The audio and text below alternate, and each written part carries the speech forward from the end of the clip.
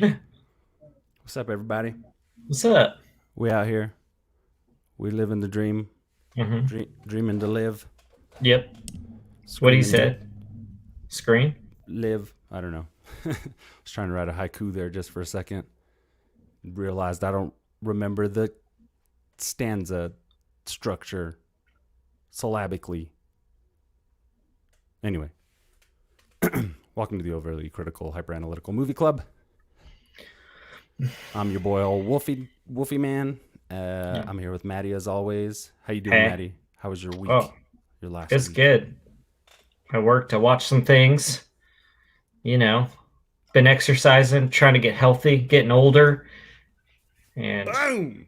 yeah, I don't got muscles like that. I'm trying though. I'm out there. I'm doing the damn thing. I hate it, but I'm doing it. So, and fairly Nice. consistently. So that's nice, right? Yeah, I'm doing good. Yeah, I got to do My that roommate too. said I had more color in my face and I look healthier. So I Oh don't know if yeah, that's true, but I feel like little I'm still boost pale from the energy. Seattle winter. So, Mm-hmm. I'm waiting until I get that good tan. Maybe that'll bring out some more color. I don't know. I look pretty do pale you still. get do you get much of a tan generally? If I like am out in the sun, I will for sure. Yeah, But I just nice. I like hiding in the dark. Oh, my battery. Uh-oh.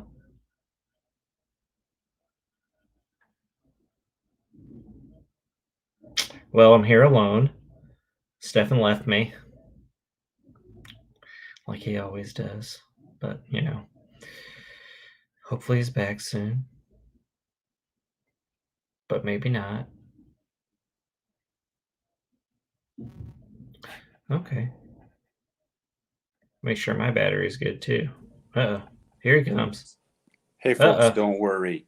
I My power cable was just the slightest bit out of the computer and it died right then and there. So right now I'm getting it restarted on that end, but I got the contingency of my little iPad here.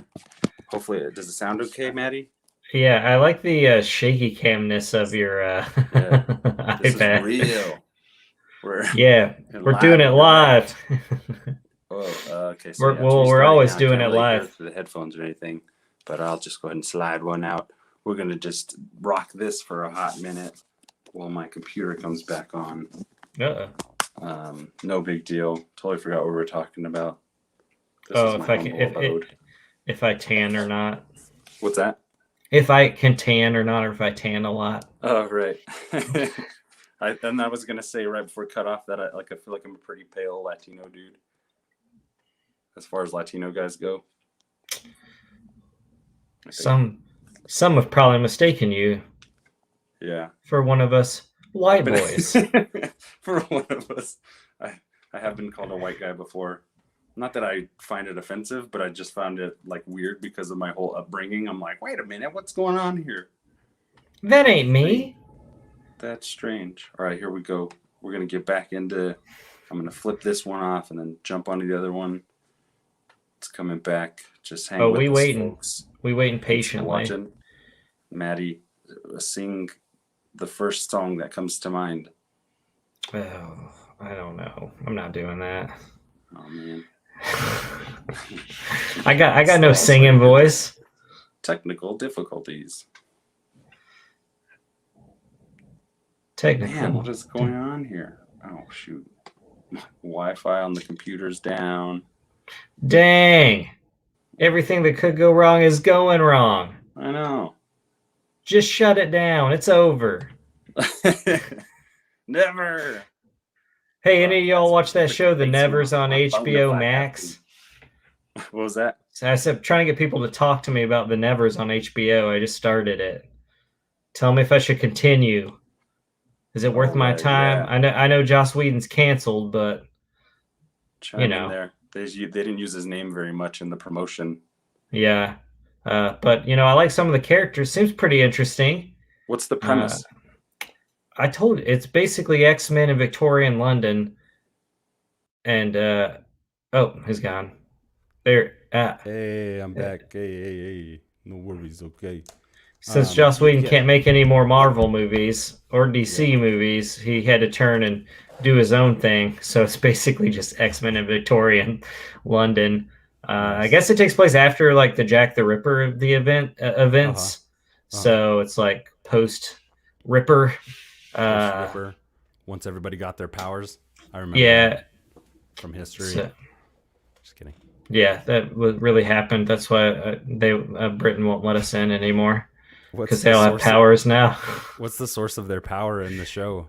I don't know that much. I've only watched I have like 15 minutes left of the first episode. Okay. Okay, right on.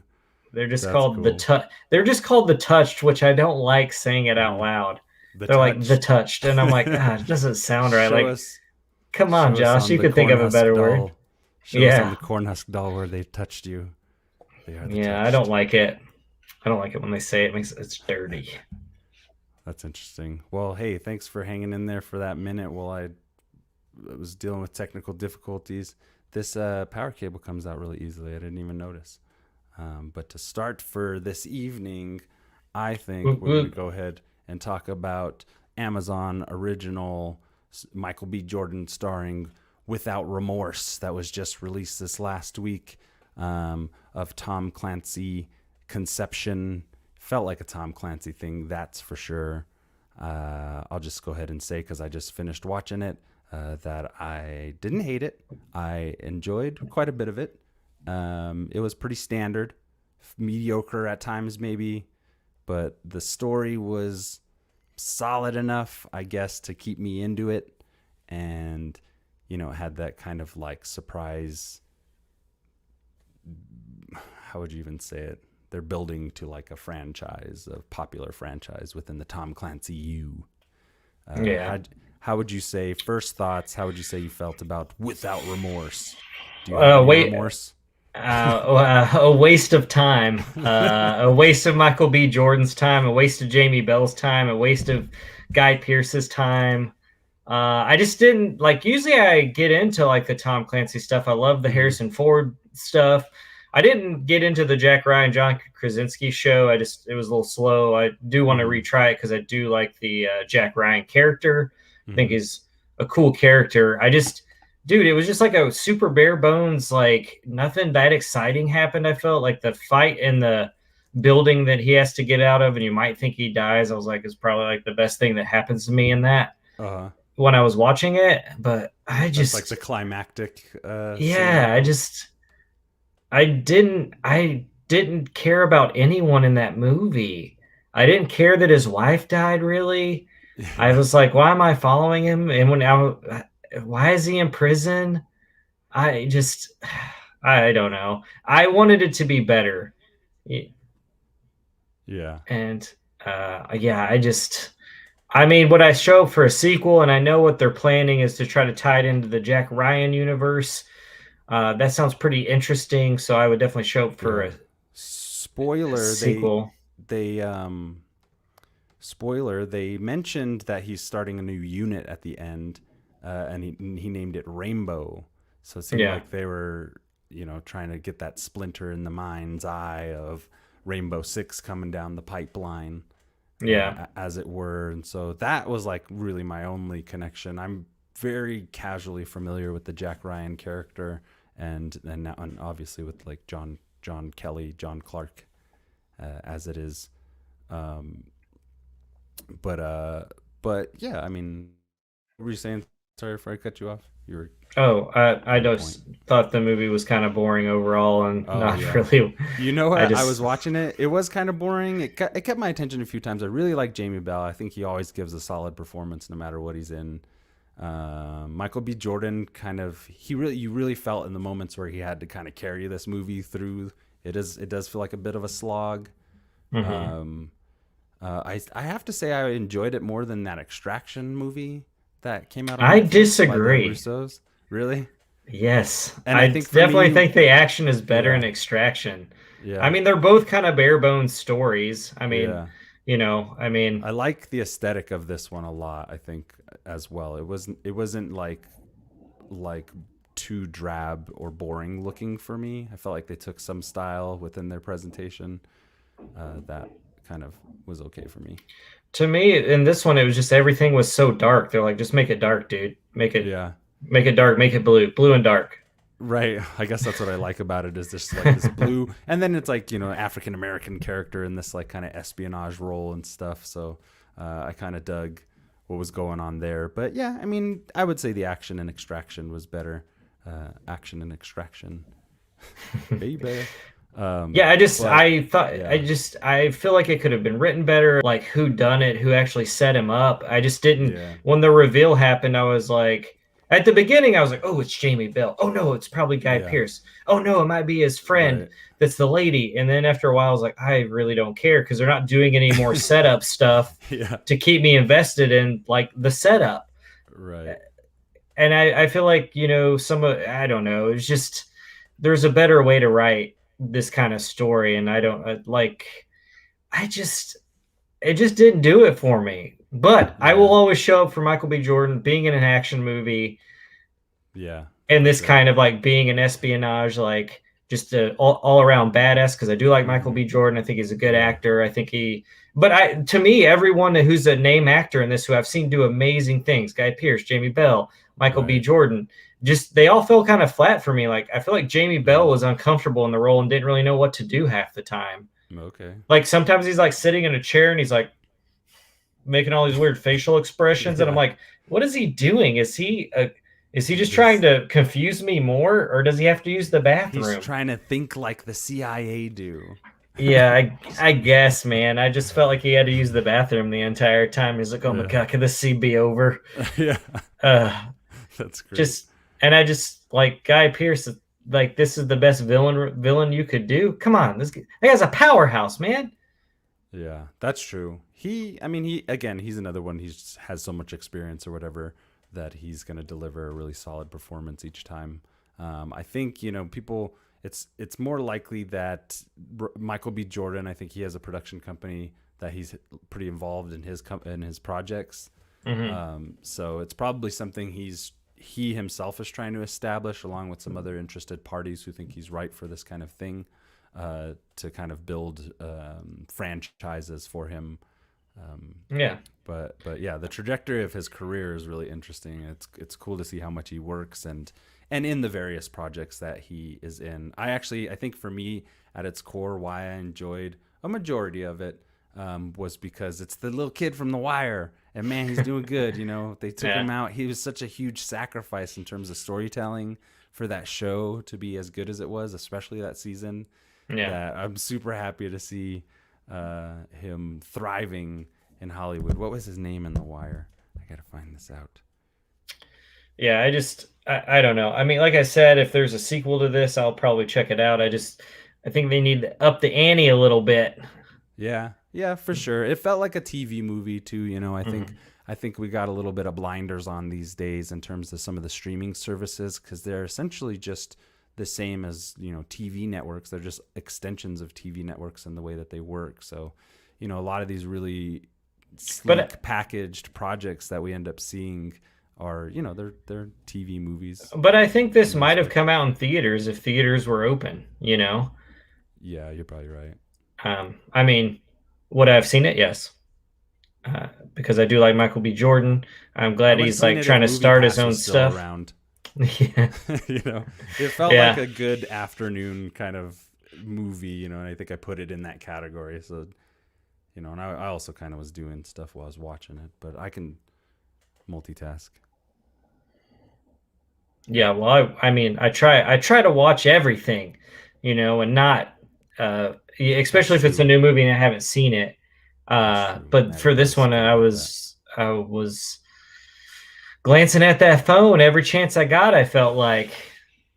Yeah, fair enough. I'm trying to still find his Wallace. All right, I gotta not forget that Wallace. He's doing good and well and good in Hollywood. Hey, that rhymed. But I hear your grievances here. I think they're pretty sound. I'm actually surprised you liked it. Well, I wouldn't even say that I liked it so much as it was not terrible to me. I didn't hate it. I feel like Stefan 2 years ago would have said trash. He was mean. Yeah, he was a mean guy. I mean, I still liked him, but I know as soon as he was a lot hard. I feel like I was the one that was more lenient on the movies. as soon I as was I like, well, at start a least they're show, trying. yeah, as soon as I start a show called Overly Critical Hyperanalytical Movie Club, I'm just like, You, I like everything. Now I yeah. like everything. I'm trying to give things more of a fair shake, and there was an entertainment factor that worked here for me. So I think Nice. I'll lean on that. And I really liked Michael B. Jordan, even though at times it seemed like he didn't even really want to be there, trying to like I just really sell some of that heavy emotion. And it's like I was just like, okay, I'll accept it, whatever. I feel like they just sacrificed a good story for more action bits. Okay. Instead of making it like a cool espionage movie and like maybe it was Yeah. a little more heady than everyone Yeah. expected, and they're like, oh, no one's gonna watch this, and Yeah. we got to get the franchise going. So they to me, it just seems they dumbed down a lot of what could have been a really cool espionage thriller. Yeah.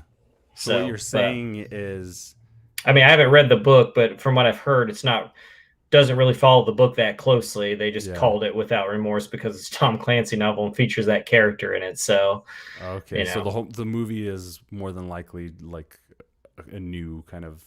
Yeah, I mean, maybe it starts out. Yeah, I mean, maybe the book starts out the way the movie does, or something, or like a couple of chapters line up with the way the character's arc. Because I was going to read it. I was like, oh, this is cool. I might be interested in check. I've never read a Tom Clancy novel. And I was like, why not start off with something I could like have a deadline, then watch the movie and compare it. And then I saw that it was like loosely based on, I was like, well, that's not worth my time. Yeah. Because the book's like this big, dude. It's super big. Yeah. It's like we've been on a submarine for weeks now. And I'm like halfway through this whole book. What is going on here? Yeah. I've never read a Tom Clancy novel, actually. I think I tried reading 6 and it was way over my head. Yeah. I mean, I think that's what happens a lot of the time, but I still feel like Patriot Games and Clear and Present Danger are really smart thrillers. You know, you care about everything that's happening. You know, Harrison Ford is a powerhouse of an actor, so you believe him, but I feel like the danger is real in that, you know, and I never felt like there was any real danger in this. I'm like, Michael B. Jordan's getting out. I felt like it had the air of that kind of experience, Clear and Present Danger and Patriot Games, when he was on the plane and they were like flipping out as it was crashing and whatever. That scene was real cool. It was cool, and that was when it really felt like you know, some of the Tom Clancy movies I have seen.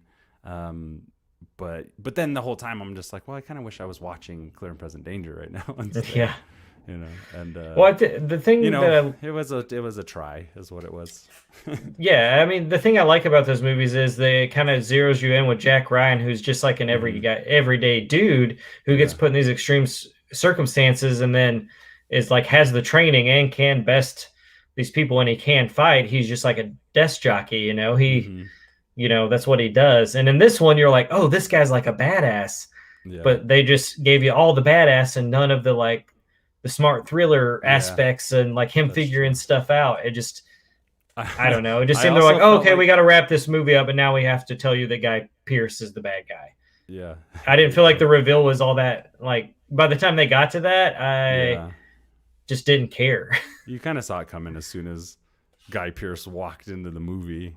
And it's like, yep. Well, I mean, for the beginning, I did think Jamie Bell was going to be a little henchman, and there was going to be like a little fight between the two of them. But there kind of was. But I do enjoy that we might see Jamie Bell as part of the Rainbow Six. He might be a part of the franchise and like move forward with. Yeah. Because I do think he's a great actor, and definitely. I just don't think it was showcased in this movie at all. Yeah. I think just his own talent showcased a little bit of it, but fair enough. I also think. Oh, so what was I going to say? Out of 10 underwhelming espionage attempts, how many do you give this film? I think I'm gonna give it a 4 out of 10 because there were some cool action set pieces, and my love for Michael B. Jordan, Jamie Bell, and Guy Pearce, just having them show up in that, I enjoyed it for that. But nice. I also was not as intrigued as I wanted to be. I wanted it to be a little smarter than it was. It was just too straightforward for me. You know, I assumed that the trailer was showing me action to, you know, get everyone else into it. But when you put Tom Clancy at the top of it, expect a little more. Yeah, I want to think a little bit with his movies, you know? I want to try to like I want a lot of misdirection to try to trick me. Yeah. And I didn't get it. I think, yeah. I think for me, it was that it was tough enough to approach it the first time, especially when you said it didn't impress you in chats. And I was like, oh man, well now I don't even want to watch it. And then like Matty took the hit. But then I was like, I'm going to try and watch it. Might as well watch it. I got some time. And at that point I was like, I just want to enjoy anything. I don't want to feel like the time was wasted. I guess that's kind of how you feel about it. And so I found parts that I enjoyed. And for me, that I'll say, I didn't like it that much, but I'll say a 5 out of 10. That's fair. Just because I enjoyed it a little bit more than Matty. And for sake of having a fun, cool software to use. Those are our ratings. What is that, like a 4.5 cumulatively? Probably. I don't know how math works. Overly, I don't know. I always guess to this too. I was just fucking around. I just like playing with these banners. Very cool. Are the Ocha official seal of approval rating? Is it going to say all of that? Are you just trying to make the longest banner you can? Yeah, I just want to see what happens. Ocha official seal of approval rating officially 4.5 out of 10 for Without Remorse. I say that's fair. To see those fun banners come up in our next review. So anyway, that was, I'm not going to always love everything.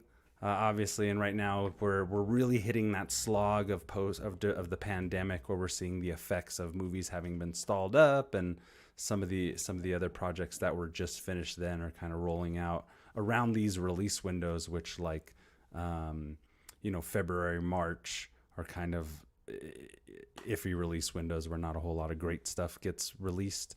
That's true. April's kind of getting into more a bunch of better releases, so hopefully we got some more. What's coming out next that we're anticipating? Dune. That's not till like November though, right? October. Yeah. The Conjuring 3. Part 3. The Devil Made Me Do It. Okay. So a lot of these are going to be horror because I just saw like how Marvel released their like their block. Bloody Disgusting did their block of like horror movies coming out, and it's like Malignant comes out, which I'm stoked about. Antlers was finally going to get released, which I think looks great. Quiet Place Part 2 I think comes out either sometime this month or maybe next month. So it seems like it's going to be a good year for horror, and it seems like they're spacing stuff out to keep us all pretty spooked. Yeah, that'll be good. There was something else. Oh, the Spiral comes out, the Chris Rock. Yeah, but it's not going to be streaming. You're going to have to go to the theater to see that. Is it not? It's not going to be streaming anywhere. It's going. I don't think so. I think it's just theater. I mean, they might do like a week or two, but I don't know if Ocha wants to do it. I might. I might break into the go see in a theater. I might be down to do that. I really want to review Nobody.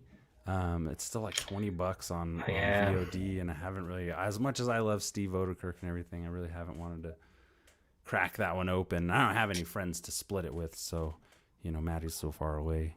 Yeah, it's like I have friends, but maybe I should get that going. I don't know. I gotta find a way to watch it, but I'd like to talk that one soon, and I don't know, we're not made of money, but thanks for our streaming services and stuff. We can cut through some of these other releases and everything will be okay. Yeah. You know what I was thinking we should do though right now, impromptu, is watch that Conjuring trailer. Nice, let's do it. I think it looks pretty solid. You mentioned it, and I feel like we got to talk about it on the show. And I don't know if maybe people are new to the Ocha Movie Club, or just how I feel about Patty Wills is what I call him. That's Patrick Wilson. Patty Wills. I love him in most everything I've seen him in. Yeah, it makes me stoked that he's still part of this Conjuring universe. I'm glad they're doing the Ed and Lorraine story still. Mm-hmm. Maybe this will be the final one with them, but I always, I love when James Wan makes a movie because Patty Wills is usually going to show up in it. Even though he didn't direct this one, but he usually puts him in most of his flicks. Really? Okay, cool. Yeah. What's your favorite James Wan movie? thus far? Oh, The Conjuring, the first first one one? is Yeah. It's solid, dude. incredible. It's still like I'm not a huge fan of Conjuring 2. I've only seen it twice, but I It will was okay. I'll rewatch The Conjuring anytime anyone wants to, and Yeah. it still like gets me. And the scenes, like, it's so well done. Give James Wan a budget, he can make a good movie, a good horror movie. I don't feel that way about Aquaman because I just did not care for that movie. Yeah. At all? Yeah, it's not my favorite. I saw it in the theaters. I thought it was all right. And then I rewatched it. I've rewatched it like twice because I do enjoy James Wan's movies, but I just don't. It's not. I just don't like it. Fair enough. The trench is I think it's because it gets too CG. Yeah. It's just it's too much. I mean, I love the trench stuff. I was super. It kind of seems like like in Conjuring, James Wan has like a believability factor to like lend to his execution. But with a big Warner Brothers budget and a superhero movie, you kind of can write yourself out of corners with some big CG piece. Well, I think too, if he could have physically went down into the ocean and made this movie, James Wan would have. Because I feel like most of his films seem so practical for the most part. I know they do use some CG for enhancements and stuff, but I feel like he comes from, the same school as me and you. Just we love practical effects. They're always going to work a little better. School of Hard Knocks. Yeah, but if James Wan could have filmed a movie in the ocean and made it believable, right? I want to see Aquaman that movie, way. I feel like it would have. I would have enjoyed it more. It just was too much of a CG fest for me. And James Wan directed this third one as well. No, he didn't. It's another guy. It's the guy that directed. Maybe he did the newest Annabelle movie. I'm not sure. Okay. But Annabelle Comes Home was a pretty solid entry into the Conjuring universe, and The Nun is pretty good if you're looking for some. But the other two Annabelle movies are not worth it. No, the first one is good. No, the third one, Comes Home, is cool. It's got like a really solid cast of young people, and they basically unleash the room that the Warrens keep locked up. So there's all kinds of like different demons that show up. It is kind of campy, but that's what I really like about it. They're not taking anything serious, and there are some spooky moments, but they're not really trying to be like The Conjuring and try to spook you that way. They're just trying to have like a, what if this door got opened and it was not like not like Goosebumps, scarier than Goosebumps, but it is more of a Goosebumps. Yeah, basically. So Conjuring 3 was directed by Michael Chavez. What else did he do? Yeah, I know he did something in this universe. Let's see here. He's known for The Curse of La Llorona. Oh, that's it. That's the one he did. That one was that good. one's not very good? No. Here, let's watch this trailer real quick and then we'll talk about it. I can go on and on about the Conjuring universe. The Conjuring CU. I mean, he was setting this up before Marvel even knew they wanted a cinematic universe. Oh shit. Jesus. Or maybe around the same time. I don't know if my timeline lines up. I do like the James Wan verse. This is Ed Warren, here with Lorraine. All right, let's get started. Residents of Brookfield were shocked I gotta do more research on them. A lot of it's like not that like a lot of it's bullshit, but it does make a really fun like retelling of their stories. Like, what if they were real and what if they did happen like this? Yeah, probably got a bunch of material to draw from. Yeah. Yeah, I've heard some of this stuff on documentaries and stuff. It's like well, it's like the whole Conjuring 2 that case has been debunked. It's not really happening in it. So I think that's probably why I don't like it as much. Yeah. Because I know the true story, and I feel like the Conjuring story I can still kind of get away with. I'm only interested in believing that it was real, even though none of that stuff probably happened. Yeah. Vera Farmiga.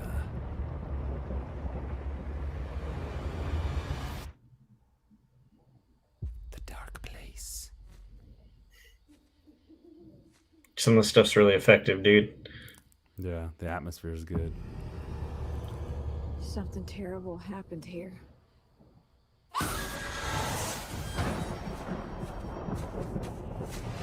A master Satanist is not an adversary to be taken lightly. I like that guy. Yeah, he forgot from his name. Fringe. Yeah. Fringe. She's doing it again. That was a fun show. She's reaching out to the darkness. Lorraine, you need to come back. Is saving him worth everything you have? Because that's what it may very well cost.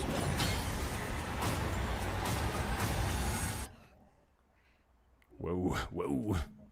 Lorraine! That's a bad trip.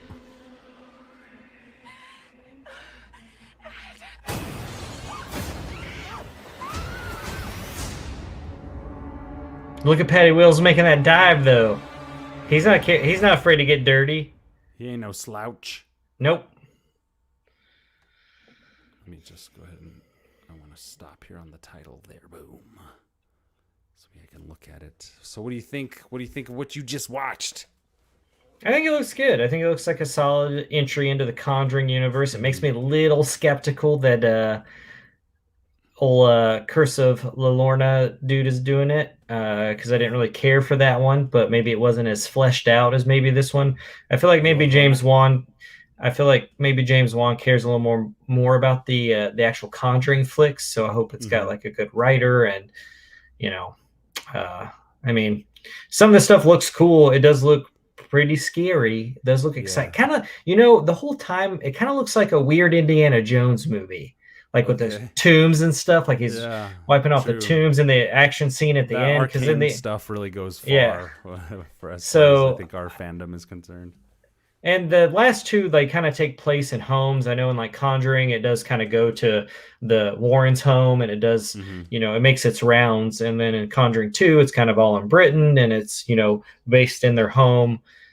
So it's nice to see them maybe out in the in the environments in the wilds, like trying to track down this whatever's killing these things, whatever demon they're hunting at this point. So that could be interesting instead of it all taking. It's more of an open world kind of movie instead of just being in, for the most part, a singular location.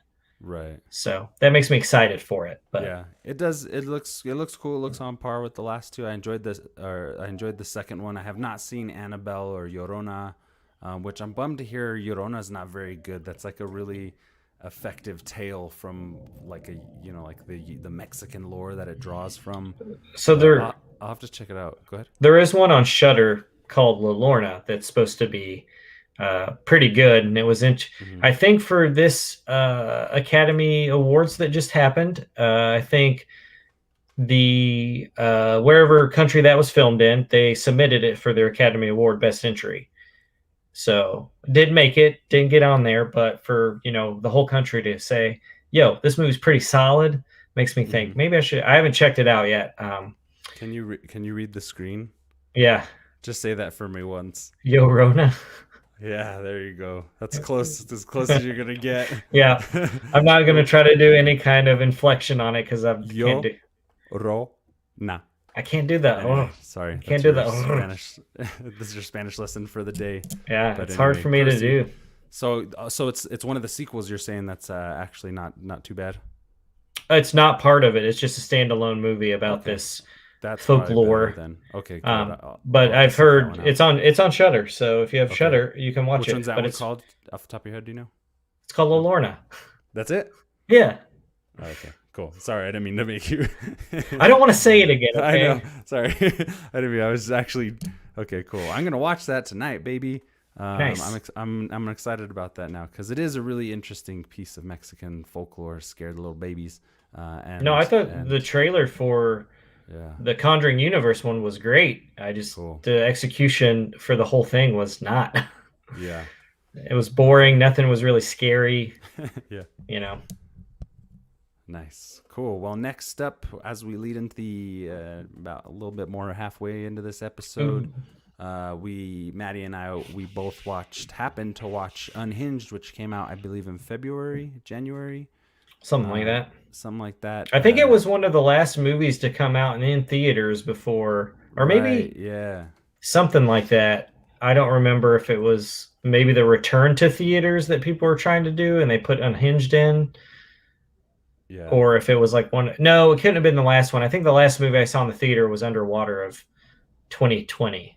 So I think Unhinged was like the return, like we're open in theaters, go see Russell Crowe, and I was like, Right. no. Yeah. No, he's not gonna. I like him, but he's not gonna get me out of the house. I was like, if I'm not gonna go see a Christopher Nolan movie in the theater, I ain't seeing a B movie Russell Crowe movie. Yeah, definitely. But yeah, so it came And- out a little while ago and kind of got lost in the shuffle there. It feels like a little bit. Yeah. I So mean, I was just playing this for background visuals Background, for oh. those who are wondering what we're talking about. We're looking at it's on Amazon right now. I like Russell Crowe. I thought another friend of mine, or Jerry, who comments on the show often, he was telling me, "Oh, I watched Unhinged. You should check it out. Russell Crowe's insane in it."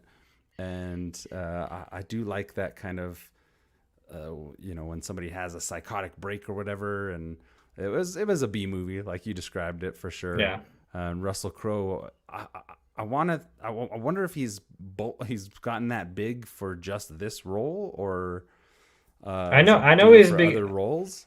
I know he's become a husky boy. He's pulling Yeah. like a Brando, it seems. But Yeah. yeah, I don't know was if that's like very- extra or not. Yeah. Because I was his shocked. his face looks round, but it doesn't look as round as like as big as his stomach is. You I know. know. I was just like, I- whoa. I know It he's works like for the character. It really does. yeah. He's I a know big he's not guy. like Gladiator fit, but I don't Mhm. remember him being like. I mean, whatever. If he wants to get big, and I just after watching this movie, I've always enjoyed Russell Crowe and Mhm. stuff. Mhm. Anytime I watch him, I think he's always captivating. I always want to see what he's going to do next Yeah. as the character. I think if you're just purely basing this on a Russell Crowe performance, it's great. He is terrifying Yeah.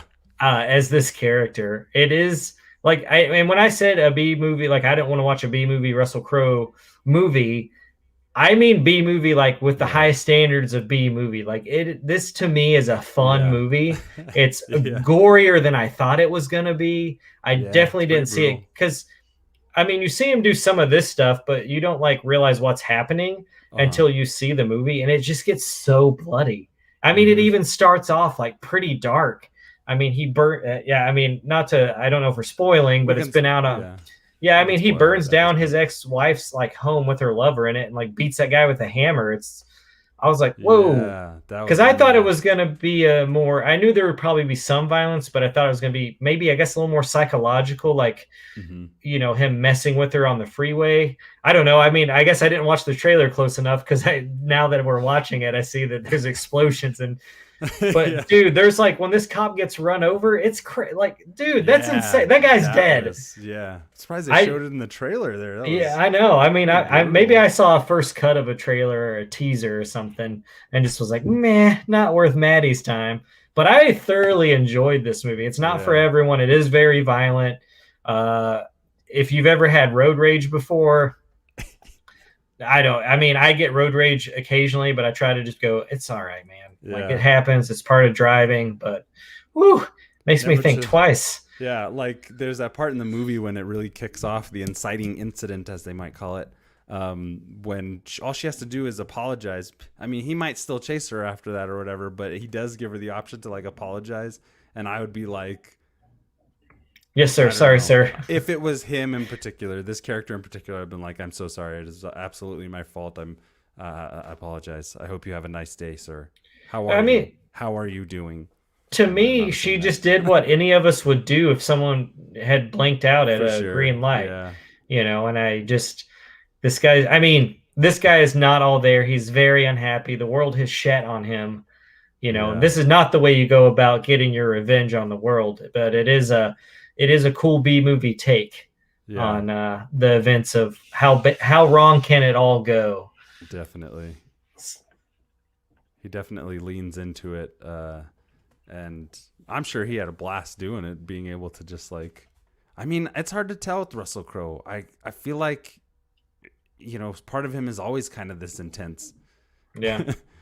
from interviews and things, he always just seems like stoic.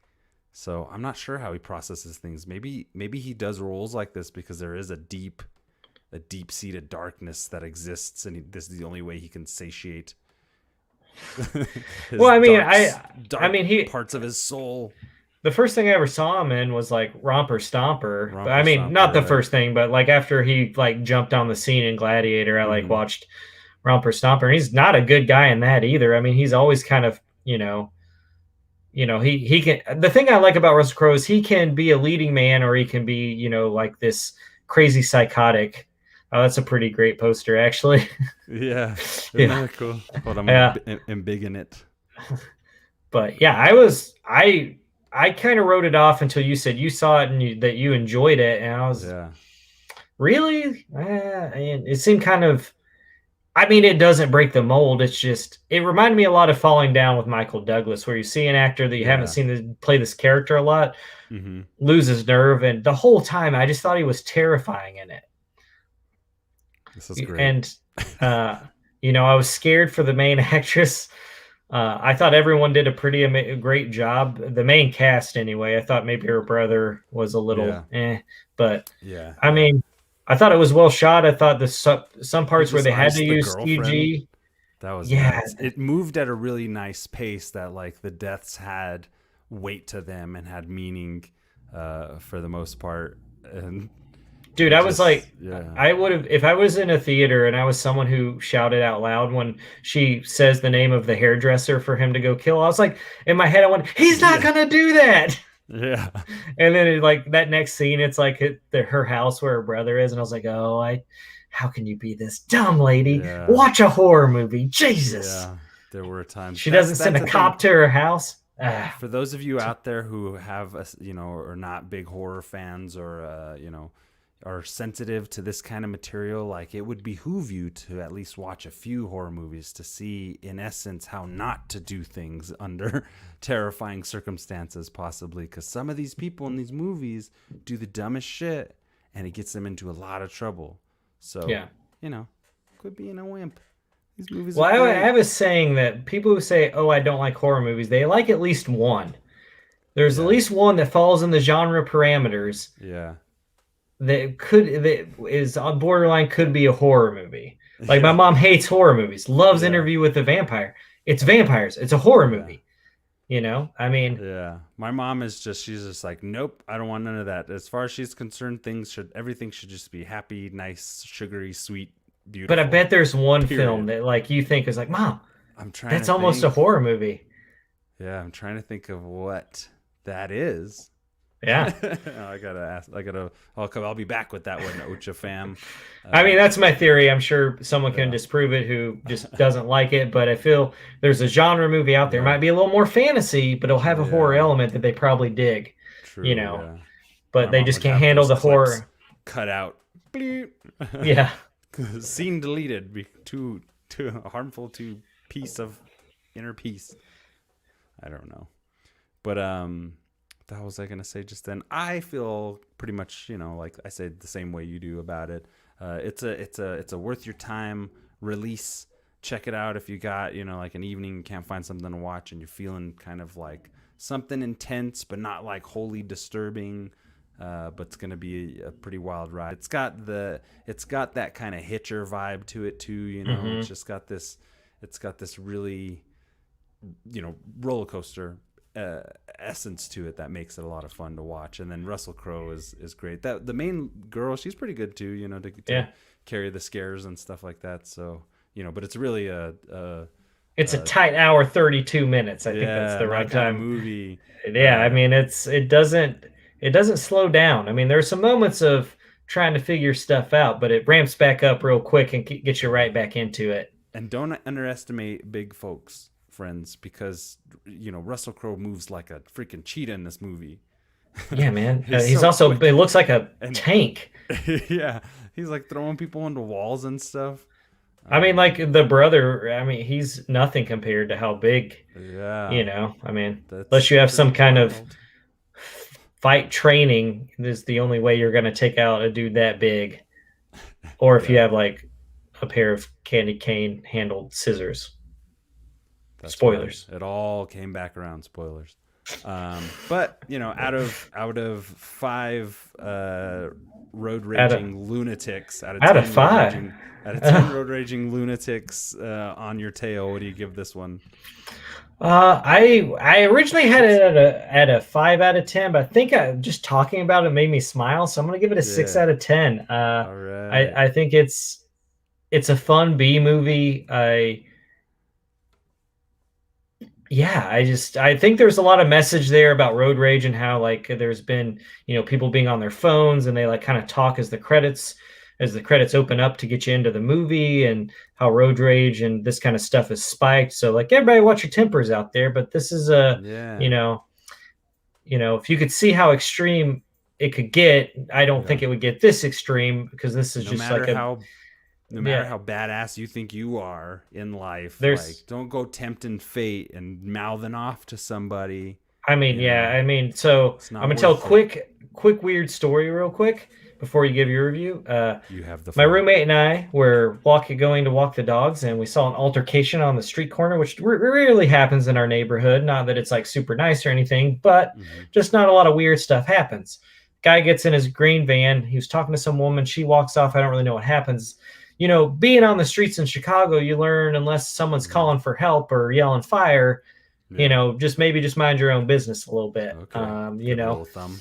So I just keep walking, and me and my roommate, we keep walking, and the guy starts following us and yelling at us and trying to instigate us. And for my years in Chicago, I've realized to not instigate, not stare.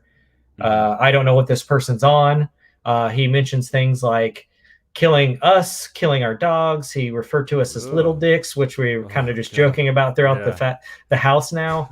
And my roommate is someone who doesn't take threats lightly and doesn't like to be bullied. And he was staring at him, and which instigated him more. And I was like, dude, we just can't do this. I think it's going to be fine. And it was just a weird thing, but it seemed to hit me a lot. Unhinged hit me a little closer because of that experience of, I think I handled that situation well. I don't think I should have instigated that guy. He could have had a gun. He could have done anything. So maybe a little advice for people, a really weird story that happened to me this week that I was, no one anticipates these things, but maybe just let it slide, man. Definitely. Say you're sorry. Say, hey, sorry for you having a bad day. I mean, I think this guy was on something. Yeah. Like he was on something crazy. So some probably not that, but sometimes maybe even if you do think that person's wrong, maybe just apologizing to smooth. Maybe that person's having a worse day than you have and has lost everything. Bruce Lee would have called it taking the path of least resistance. Yes. Benefits you more in the long run. Do what Bruce Lee says. He says it more elegantly than I can. Not everything. Pick and choose your battles wisely. That's what Master Splinter might have said. That's what Matty would say if he was a martial artist too. Or a giant. Yeah. What's your score? So I'm gonna give it a 6 as well. I would say I enjoyed it on exactly the same level that you did. It was kind of a treat. Movies can be kind of a gamble. When you're sitting there for hours trying to pick the movie you want to watch on these streaming services, it can be so hard. You're just scrolling and scrolling and scrolling. So it's nice to pull the trigger on stuff every now and again and be surprised by an entertaining, well-paced, well-acted suspense thriller. I'm starting to think I really like these here suspense thrillers, and so I'm going to look up some of the best ones. I think this is we got to get back into our lists again now that I said that. Yeah. We'll be back with our lists. This is a fun, I like this one because it does kind of fall into the horror genre too, because he almost turns into like a Michael Myers, Jason character. So I mean, it is a thriller for sure, and I think that suspense thriller is exactly where I would put this. But I do love that the gore kind of makes it go to that schlocky B horror movie side of it, which I'm a fan of gore. I know it's fake. I know some people can handle it, but I love it. I was watching. If it makes me do this, something we'll talk about here in just a second in our worth your time section, our recommendations here near the end. Just to reference it, I was watching History of Horror, Eli Roth's History of Horror, and Tom Savini talking about how he was in Vietnam, and so he's seen the worst of what could happen to human flesh and how he knows what that looks like, so he knows how to replicate it, but also that the visual effects that they use in like Dawn of the Dead and Day of the Dead he describes have to be like magic tricks, you know, and they have to be pulled off like an illusion, and it all works so well. And I love the way that he gets it in the end in this one. It, you know, could obviously have been more brutal somehow, but the way she stabs him with the thing and then kicks it even deeper into his head. I love the final line too. Yeah, How's this yeah. for a courtesy tap? Bam! Yeah, It's so bam! good. It's so B. It's so B movie. It works Yeah. because it's. I don't know. Yeah. I don't know how you can tell if that line is going to work, but it just works. Like I feel in any other movie not handled well would have been corny, but you want her to have that like final say, you know, and it works so well because that last scene is, to me, I was on the fence. Like I know Russell Crowe's going to die. He's the bad guy. I get it. But if you can trick me into thinking that he might win, it's great. You're a master storyteller. Love it. Yeah. You know, he's pretty relentless through the whole thing. It's non. I mean, stop. dude gets shot. Yeah. He gets shot. He is so mad, so full of rage. You can't stop him with a bullet. So, I mean, I assume if you got shot the way he did, you would stop, but that kind of ruins the illusion of a movie because I can't imagine getting shot. I saw someone get shot in his leg, and he definitely was trying to walk it off, but then he just lost so much blood he couldn't walk anymore. So, you know, have to put that in a movie one day based off of your experience for real. Yeah, it's weird, man. If it. Anywho, Savannah, Georgia, watch out. Yeah, that's where Big Boy from Outkast is from. So in our last little that's where we segment grew of up. This, yeah, really. So our Worth Your Time section, this is where we recommend stuff or catch up on things that we're watching. Lately, like I said, I've been watching History of Horror, Eli Roth's. I've been watching what is it called? Something Unto In Search of Darkness. In Search of Darkness. It's two different documentaries, and each part is 4 hours long. It's so. I mean, it's a big one, but it's great. So good. It's so good, and it hits a lot of really great movies, Yeah. and some off the beaten path that you might not have heard of. I mean, there were a couple I haven't heard of that I'm, you know, I want to go back and rewatch them and kind of like take notes this time. I was kind of just like doing stuff in the background and like just being like, "Ooh, what's that movie?" I had to stop at a certain point because I was like, whoa, I have actually not seen some of these really classic films. So I then went and watched The Howling. I'm sure I'd seen parts of it, but I never saw The Howling all the way through. What a masterpiece. Dude, and Rob Bottin, Werewolf Effects, so good. All this stuff about, you know, and then I always love American Werewolf in London, obviously. So, you know, they came out the same year. I know. It's crazy. And it's like, you know, they're both very good. Howling is just a wild movie, man. It seems like it's kind of all over the place at first, but then everything is kind of like starting to congeal, and it's a story I'd never seen before. I remember, let alone a werewolf story. Is great. I remember my dad saying, "Oh, you want to watch a werewolf movie? We'll watch The Howling," and watching it being totally bored out of my mind. Really? Well, because it's just like a pretty slow, like there's some murder mystery to it, and it's.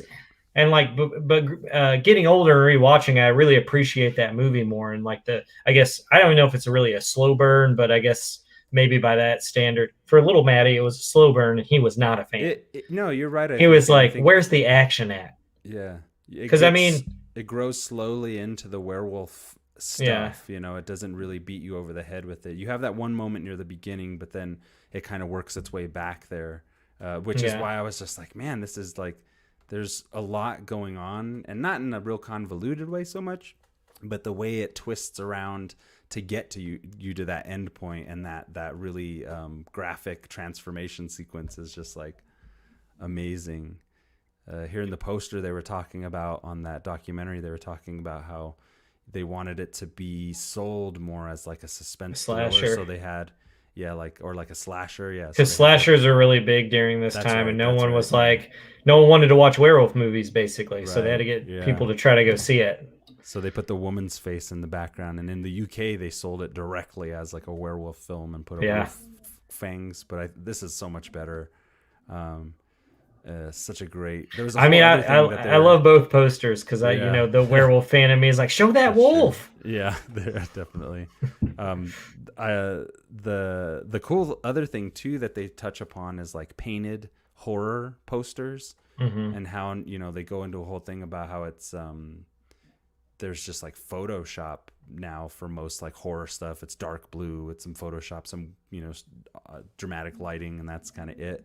But this is something that needs to come back into play, is the painted horror poster, and I think people do that. But after I watched the first one, there's a book by the guy, he wrote Horror Store, which is like a horror novel that's laid out like an IKEA magazine, but it takes place in a place like an IKEA store. Okay, and it's I've like heard a of this. haunted. It's a really fun book, but he's written other stuff. I haven't read anything past that, but he released a book called Paperbacks from Hell, and it's about all the like those 70s, 80s like weird horror books that you could just like turn out. And it's kind of like VHS for movies. Like you could just make a movie and it'd be put on VHS and it would be in your video store.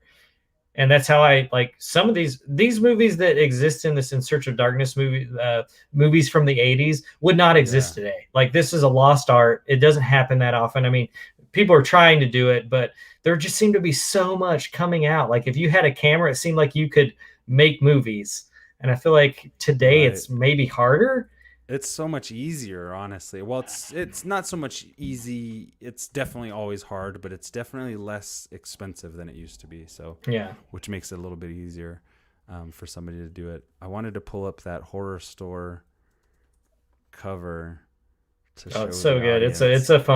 It's a fun read, and it's laid out like a magazine, so it's pretty fun. I didn't know anything about that until you mentioned it here, and so I figure it's worth showing off here. Hold on, it's taking me a second to get. Where did my? But yeah, Paperbacks from Hell is pretty cool. It like kind of gives you the synopsis of the books, and they've actually re-released some of these books that have been long since out of print. There's one called The Spirit I want to check out. Seems like it might be like a kind of cool like Wendigo story, which I'm super into that mythology. Eating of another man's flesh, turning you into a beast sounds scary. Yeah. And I would never do it. But werewolf stuff right this second now too. Oh, dude. Check out a movie called Howl. It's a British flick. Pretty solid. I'm not super sold on the werewolf design, but I think they do everything else really well that I can let the effects slide. And then check out Late Phases. Howl. And also check out Late Phases. Pretty good team. Totally blanking on who made it, but it's like the guys who did Stakeland, which is a great vampire post-apocalyptic flick. If you haven't seen it, Stakeland 2 not so good, but the first one's really solid. But some of the same actors from that. It's got Ethan Embry in it. He plays the son. I'm not another one that I think the werewolf design is interesting. It's not my go-to werewolf design, but I have Bloodthirsty on my list, and I Am Lisa to watch. Those are supposed to Bloodthirsty and I Am But there's Lisa. Howl. It takes place on like a train. Cool. Where WER, I think is like a German flick or Finnish or something like that. And it's a pretty cool telling of like the werewolf, like their werewolf myth, which I think is really cool. Which is, I see. That's cool. Yeah, right here. I haven't seen it in a while. And The Wolf of Snow Hollow is a cool werewolf story. I just did not end the way I really wanted it to. But it's well directed, well shot. What about Pretty. And I also have Good Manners on my list, which looks really weird, and I think it's like a Spanish film. But Good Manners. Okay. I'm constantly on the lookout for the next best like werewolf movie I can recommend to people because it's there's not a lot of them, not a lot of good ones. Ginger Oh, Snaps, so good. I love all of those. Yeah, even the beginning.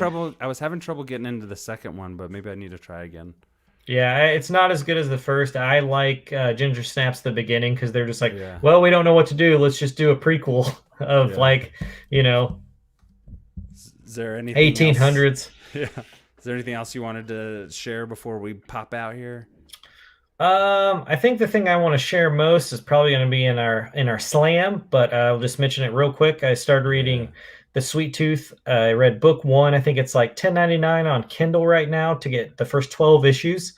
I love Jeff Lemire, however you say his name. I'm probably pronouncing it wrong. I know he's a Canadian, But but I love his writing. I loved his run on Animal Man, the New 52. Yeah, anything that has his name on it, I love picking up. And Sweet Tooth has always been on my radar, and I'd read the first or couple of issues. I think we got them in at like half price books, like the first volume I think I read, and then none of the rest came in, so I kind of forgot about it, because rereading it I was like, oh, I remember a lot of the story. Yeah. I'm not super sold on it. Like The Underwater Welder is one of my favorite books by him. But I'm interested enough. I think it's, I think the first book is just setting up the story, getting us to know the characters, and then I think book 2 will be when the action. It's going to be really interesting to see how they handle the Netflix show, because it looks. So I watched the trailer, which we will be getting into more, but good segue. it gave me kind of Where the Wild Things Are vibe, like Spike Jonze's vibe, which is a more fun movie with some serious tones. But reading the comic of Sweet Tooth, there's a lot of violence. It's a dark comic. So, and everything in the trailer made it look really bright. So I'm wondering if Netflix is kind of misdirecting certain audience members to get them into this world. That is a great segue. We'll be doing Superhero Slam here in about 15 minutes. We'll be back on the Facebook. They call me the Segway Master. He's the Segway Master. Boy, he rides around. Yeah. His feet work like a Segway. He just glides. No, I don't know. But we'll be back with Superhero Slam here in just a minute. We're going to take a little break. This is the Ocha Movie Club live. And then we'll be back with Superhero Slam here in a minute. I keep repeating myself. If you'd like to support the show and want to help us out, you can like, share, comment on any one of these posts, whether you find it on YouTube or whether you find it on our Facebook group, facebookgroups.com/ no, wait, I'll get to that in a second. But we also have a Patreon if you want to check out the incentives on our Patreon page and subscribe to our content. We have exclusive content and exclusive art you can get when you look at those tiers. But really, if you just want to interact with us and get in on the live chat and stuff, we're building our audience slowly but surely. So you can get in on the conversation with us anytime, pretty much. And we'd like you to do so.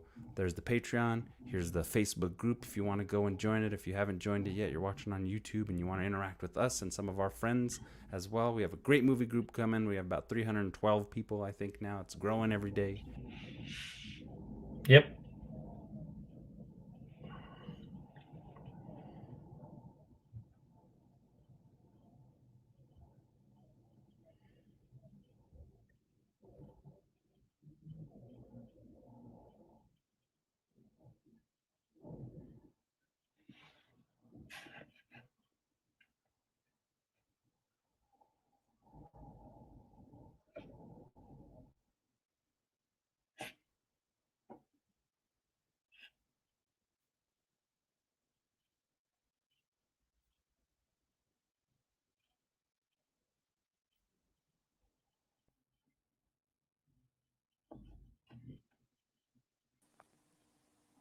What happened?